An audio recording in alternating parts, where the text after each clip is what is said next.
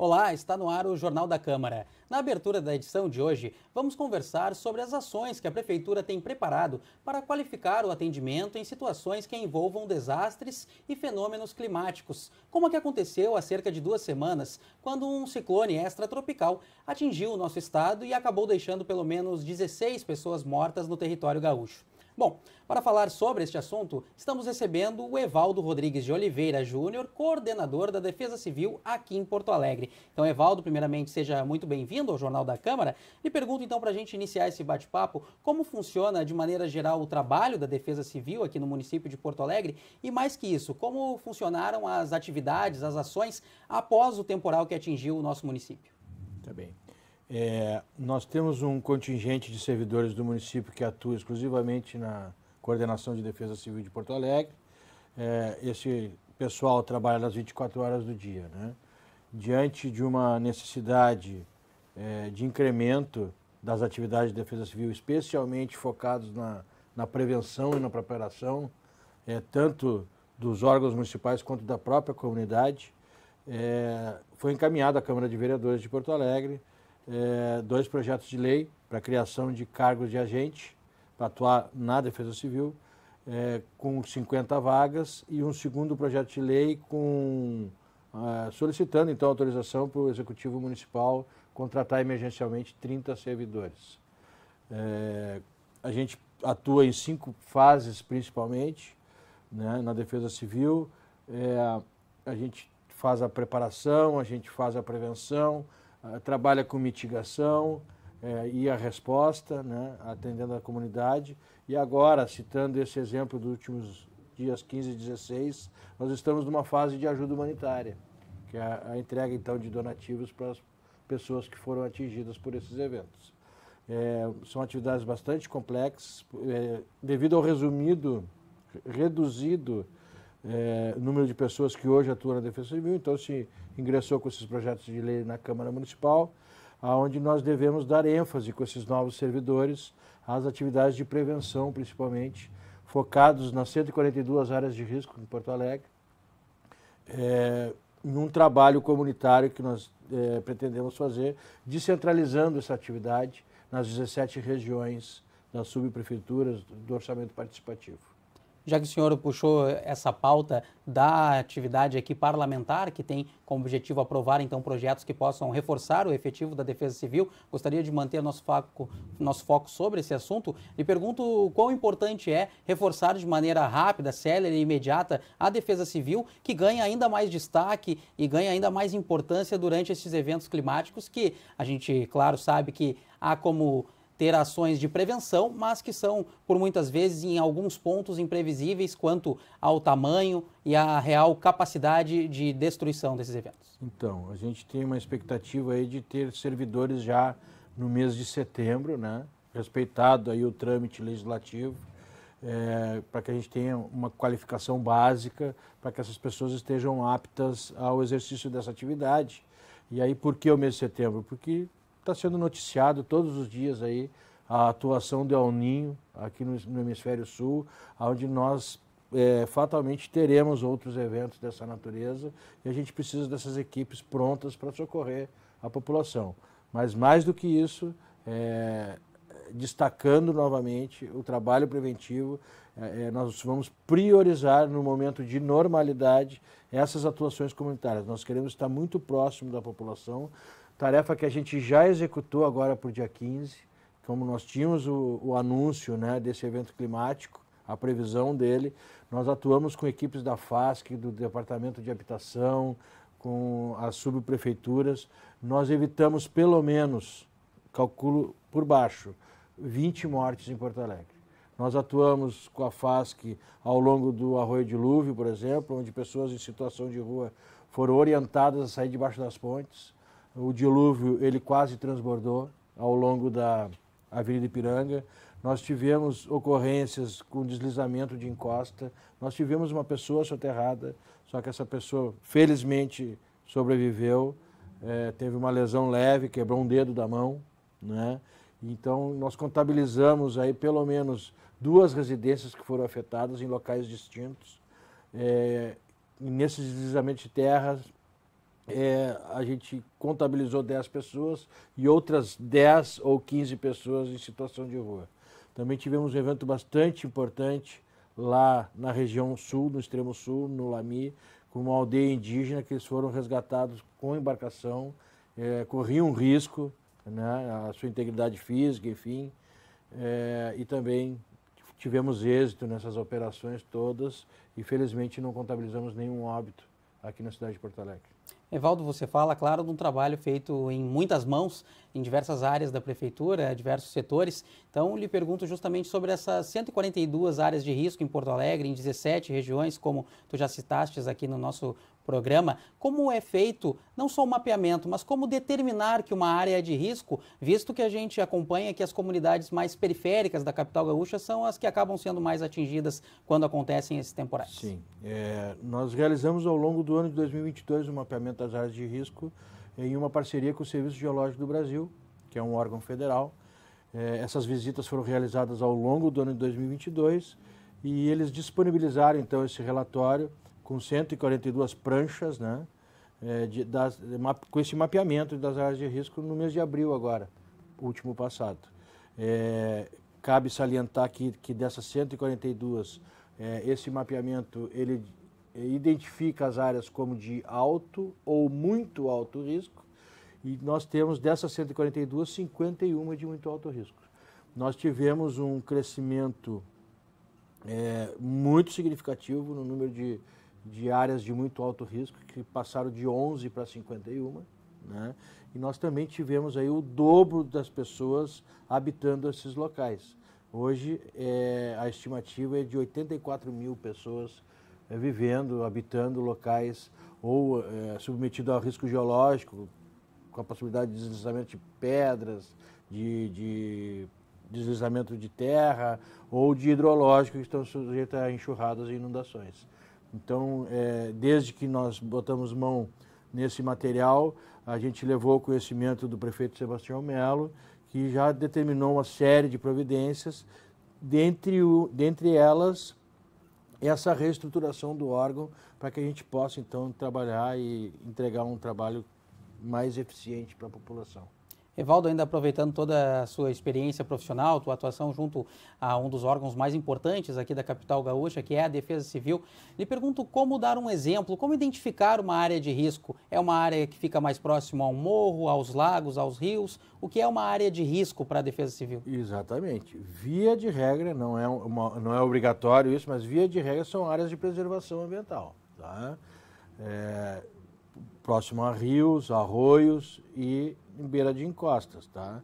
Nós temos aqui no Morro Santa Teresa, nós temos a conhecida Pedreira, nós temos o Beco da Morte, nós temos risco hidrológico, que enxurrada na Rua da Represa, que inclusive nos últimos 6 anos nós tivemos 2 óbitos naquele local. Então são, via de regra, habitações que estão muito próximas de curso de rio ou de encostas sujeitas a esses deslizamentos. E como funciona o plano de contingência da Defesa Civil para mitigar os efeitos após um temporal? Tá certo, boa pergunta. Porto Alegre teve seu primeiro plano de contingências aprovado ano passado, em 250 anos. Nós partimos de um projeto embrionário, nós sabíamos que atualizações deveriam vir, né? E então nós nos preocupamos não com o território, mas sim com os tipos de desastre catalogado na tabela COBRAD, né, tabela de desastres do Brasil. E então ali a gente elencou os órgãos municipais e órgãos parceiros com as suas atribuições em determinados cenários, na prevenção, na resposta, na mitigação e na ajuda humanitária, né? Esse plano ele precisa ser atualizado e será atualizado dentro desse novo formato, esse novo olhar que nós vamos dar para a cidade, setorizando em 17 regiões, porque nós vamos agora buscar a solução na região. Então, se nós tivermos um evento, seja qual for, climático, geológico, hidrológico, e atingir, o que é o mais comum, atingir uma determinada região da cidade, nós vamos buscar as soluções lá junto àquela comunidade, como a abrigagem das pessoas em algum ginásio, alguma escola, alguma paróquia, enfim, aquilo que estiver disponível, mas isso nós vamos mapear antes. Isso se faz no momento de normalidade, né? E esse trabalho tem que ser comunitário. As pessoas têm que saber, independente da intervenção da Defesa Civil, que quando ocorrer um fato desse, o local disponível é o ginásio, por exemplo, né? Então isso tem que ser previamente acordado. A gente quer participar dessas assembleias, a gente quer formatar isso com essas comunidades para que a gente tenha uma maior eficiência, que é justamente o plano de contingências com esse olhar comunitário. A solução tem que vir da comunidade. O poder público ele é um facilitador. Nós vamos alcançar os meios na hora que for necessário, né? Então esse plano ele vai passar sim por uma reformulação em breve, trazendo para dentro dele agora sim as 142 áreas de risco, dizendo, porque eu posso ter risco geológico numa região e não ter na outra. Então eu tenho que tratar aquela área especificamente com o risco que está submetido, não é verdade? Então a gente quer dar esse olhar assim, mais atencioso para essas comunidades. Nós temos um instrumento valiosíssimo na cidade de Porto Alegre, que é a Comissão Permanente de Atuação em Emergências. Há pelo menos 2 anos a gente tem feito seminários, workshops, a capacitação e o nivelamento dessas pessoas, que são servidores públicos do município, do estado e da União. O próprio CPRM, Serviço Geológico do Brasil, faz parte, Corpo de Bombeiros Militar, universidade, temos 2 startups que fazem parte desse colegiado também. E ali nasceu o primeiro plano de contingência, né? O pessoal da saúde, da segurança, enfim, várias áreas. E são as pessoas que compõem o gabinete de crise quando necessário. O prefeito Sebastião Melo, na sexta-feira de manhã, só para citar esse último evento, convocou o gabinete de crise, estavam lá os secretários e os integrantes da COPAI, né, para fazer as deliberações, estabelecer as prioridades e a forma de atuação. Nós ficamos 10 dias atuando aí incessantemente. Para essa ocasião, nós estabelecemos uma série de prioridades, né? Iniciamos pela saúde, a gente tinha a possibilidade de ter o serviço de saúde afetado. A questão do restabelecimento da energia elétrica foi um fator preponderante também, porque impactava no serviço do Departamento Municipal de Águas e Esgoto, o DEMAI, que nós tínhamos vias alagadas, a gente estava com problema de bombeamento em função da falta de energia, e assim afetava o serviço da mobilidade urbana, e aí nós priorizamos a questão das escolas, do ensino. Estabelecemos como meta, na segunda-feira, imediatamente após, que as escolas deveriam estar abertas, recepcionando os seus alunos, porque hoje, quando nós falamos em escola, a gente fala em pais que deixam de trabalhar se o filho não vai à aula. Muitas vezes a gente fala em crianças sem alimentação se não vai à aula. Então, foi uma determinação do prefeito e a gente conseguiu cumprir a meta. Na segunda-feira, imediatamente após o evento, nós estávamos com as escolas abertas, funcionando, e a cidade já reagindo a um evento que foi diferente de tudo que nós já vimos aqui. Cabe frisar isso, porque atingiu toda a cidade, simultaneamente, né? Atingiu toda a cidade, era de norte a sul, leste a oeste. Nós tínhamos eventos também de impacto na cidade, mas muito regionalizado. Dessa vez foi generalizado. Então isso demandou um esforço muito grande das equipes e fica aqui o registro, né, que foram brilhantes na atuação.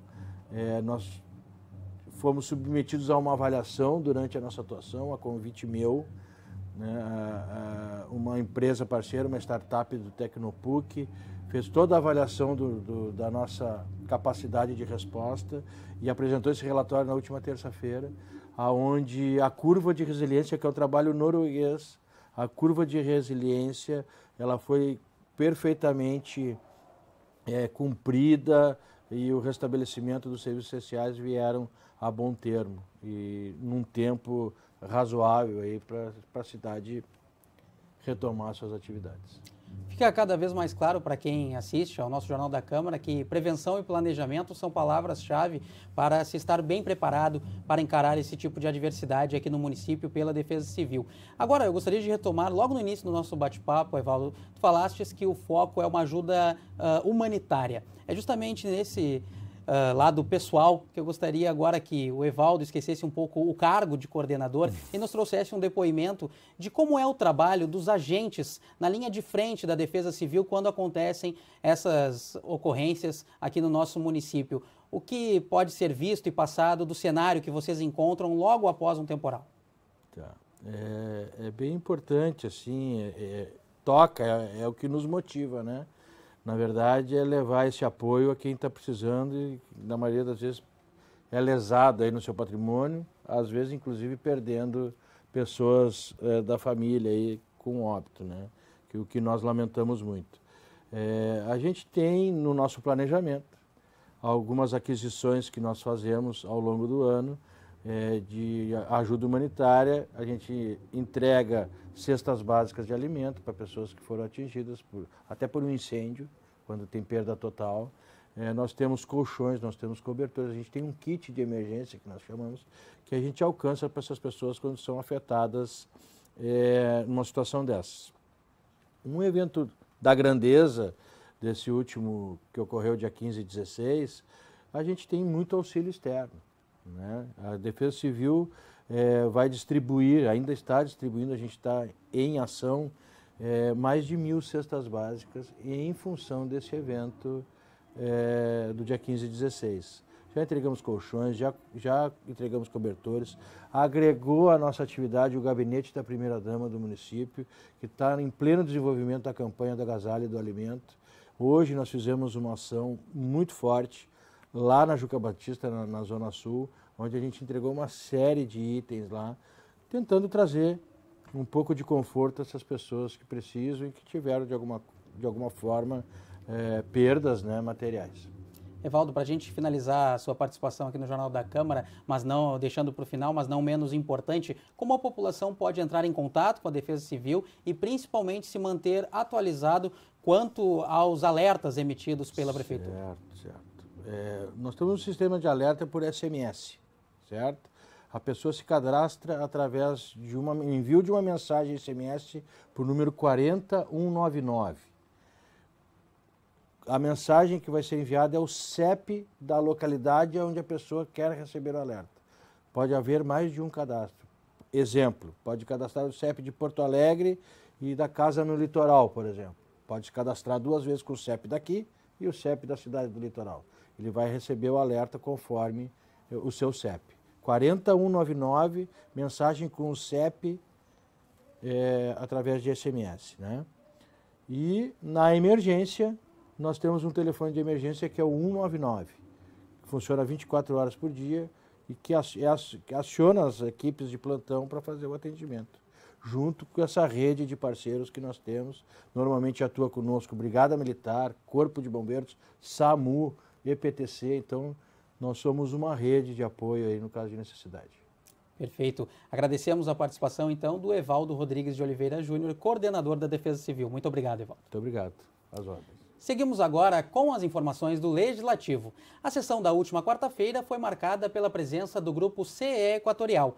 A concessionária apresentou aos vereadores um balanço dos estragos provocados pela passagem de um ciclone há cerca de 2 semanas aqui no nosso estado. Durante o comparecimento no plenário Otávio Rocha, a CE Equatorial falou dos investimentos feitos pela concessionária e das ações sociais que a empresa faz parte. Conforme o grupo, a CE busca antecipar os efeitos de eventos climáticos adversos. O objetivo é montar um plano de contingência para reforçar as equipes de manutenção e os setores de atendimento da companhia. O primeiro deles é que nesses quase 2 anos a gente já investiu mais de R$1 bilhão. Muita coisa falta, muita coisa precisa ser feita. Mas esses 1 bilhão basicamente em melhorias de rede. Um grande número de obras foram já concluídas, outras estão em andamento. Na noite de quinta-feira, dia 15 de junho, o Rio Grande do Sul foi atingido por um ciclone extratropical. A situação piorou durante a madrugada, com rajadas de vento acima dos 100 km por hora. Em Porto Alegre, os bairros mais atingidos foram aqueles que ficam na zona sul da capital. Conforme a CE, 422 mil clientes ficaram sem luz após a passagem do ciclone. Somente em Porto Alegre, 280 mil famílias tiveram o fornecimento de energia interrompido. Para os representantes do grupo CE Equatorial que estiveram no plenário Otávio Rocha, o trabalho de recomposição da rede e reestabelecimento da energia elétrica aqui na capital foi considerado um sucesso. A partir desse ponto de partida de 422 mil clientes sem o fornecimento de energia elétrica no início do evento climático, a gente conseguiu, nas primeiras 24 horas, recompor 72% desse volume de clientes e em 48 horas a gente atingiu 90% dos clientes reestabelecidos. Eu considero a recomposição frente ao volume de estragos um sucesso. A gente teve uma recomposição rápida, uma recomposição da grande maioria dos clientes, como eu pude mostrar aqui, de uma maneira muito satisfatória. O ciclone extratropical que atingiu o estado causou a morte de 15 pessoas somente no território gaúcho. De acordo com os vereadores, o evento ainda deixou milhares de pessoas sem luz por muitos dias. Preocupado com o atendimento e o serviço prestado pela CE, o presidente da Câmara, vereador Hamilton Sosmaier, atendeu a um pedido dos parlamentares e encaminhou a convocação da concessionária. Nós cobramos porque a CE Equatorial precisa dar uma satisfação para a sociedade, haja visto que o serviço piorou muito, né? Piorou a resposta, o tempo de resposta, e a CE Equatorial, ela se comprometeu a pelo menos procurar sanar a maior parte dos problemas num curto prazo de tempo. A queda da qualidade foi tão pesada na entrega dos serviços para os gaúchos que a CE Equatorial está qualificada como a pior companhia no país. E eu sei, pelos informes que tenho, porque a CE Equatorial está com Maranhão, Pará, Piauí e Alagoas. E a qualidade do serviço está piorando em todos os estados. A CE considera que Porto Alegre é uma cidade extremamente arborizada, o que potencializa os estragos causados pelos temporais. Por fim, os representantes do Grupo Equatorial se comprometeram a ampliar os investimentos e melhorar o tempo de resposta para o consumidor. E quarta-feira, 28 de junho, foi o Dia do Orgulho LGBTQIA+. Durante a sessão plenária, parlamentares pediram respeito e lembraram a importância da data. Foi no período de lideranças que os vereadores aproveitaram a ocasião para falar sobre a importância do dia 28 de junho para a comunidade LGBTQIA+. Discursos sobre respeito, coragem e luta por direitos iguais marcaram as manifestações dos parlamentares. Eu peço aos meus colegas parlamentares que entendam que ser LGBT é ser LGBT. Não quer dizer esquerda, direita ou centro. Nós somos seres humanos e nós queremos apenas nossos direitos garantidos. E queremos ocupar todos os espaços. A nossa existência já foi considerada doença.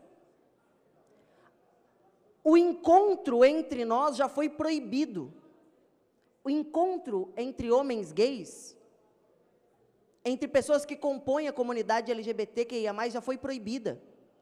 E é por isso que no dia 28, mais do que a minha existência individual, eu que hoje sou vereador, nós retomamos as revoltas de Stonewall.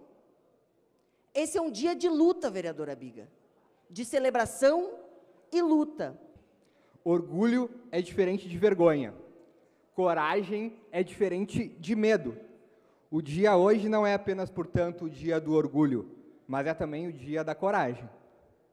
Coragem de ser o que é, de buscar a sua emancipação. Coragem de representar e, quando necessário, gritar mais alto que o preconceito, vereador Dani, que é cada vez menor. e que cada dia mais é iluminado pela razão e pelo amor. Falar de orgulho e de coragem nos leva ao inevitável propósito de mostrar a todos os indivíduos o poder que cada um possui de transformar a sua realidade e de movimentar o seu mundo por meio de pensamentos e sentimentos. O Jornal da Câmara de hoje fica por aqui. Confira mais notícias do Legislativo nas nossas redes sociais e no site da Câmara de Vereadores de Porto Alegre. Muito obrigado pela sua audiência. A gente se encontra na próxima edição. Até lá!